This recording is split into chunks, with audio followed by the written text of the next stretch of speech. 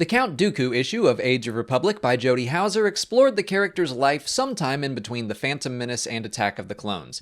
We don't have a firm date, but it sounds like it's well before the Separatist Crisis.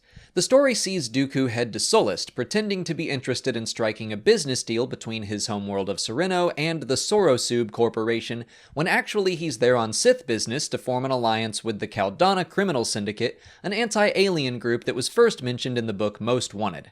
Dooku runs into a Jedi Knight who was sent to Sullust to investigate the Caldana as well. He convinces the Jedi to let him tag along for old time's sake, and they work together until Dooku's sudden but inevitable betrayal.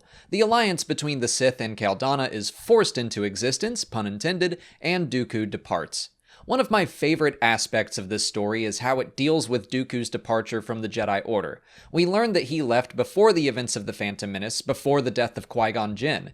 In Legends, his former Padawan's death was like the last straw that made him leave, but I kinda like the implications of him leaving before the invasion of Naboo. It shows us he truly did stand behind his beliefs that the Republic was corrupt. He wasn't manipulated by Sidious at all, he just felt it was the right thing to do, and then eventually, probably after the death of Maul, Palpatine approached him. This is one of those things that's touched on in the prequel movies that I think could have been communicated a little better, but Dooku is genuinely trying to do what he thinks is right for the galaxy. I also think he thinks that's what Palpatine wants as well, right up until he loses his head.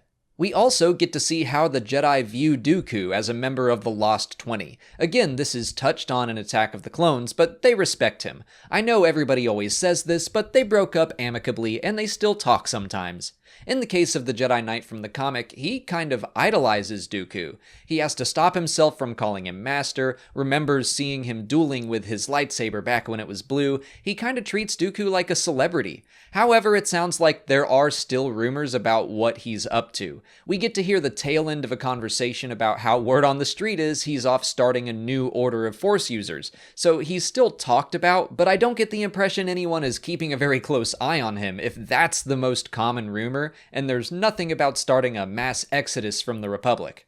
I really liked the issue and the story, but beyond that surface level stuff I mentioned, I don't think we learned anything really significant about Dooku or his motivations that we didn't know before. It was more about reinforcing those things that I think are implied but not fully explored in Attack of the Clones and Revenge of the Sith. Houser captures Dooku's voice and personality very well, and Luke Ross continues to be my favorite Star Wars comic artist right now. I hope they continue to get more work. The brief mentions of Dooku and Qui-Gon in the time before the Phantom Menace is also continuing to hype me up for the book Master and Apprentice that will be coming out in just under 2 months. But that's all I have to say about this issue of Age of Republic. Let me know what you thought of it in the comments. If you haven't already, please like this video, subscribe to the channel, follow us on Twitter, Instagram, and Facebook, and consider checking out our Patreon page. As always, thanks for watching, and may the Force be with you.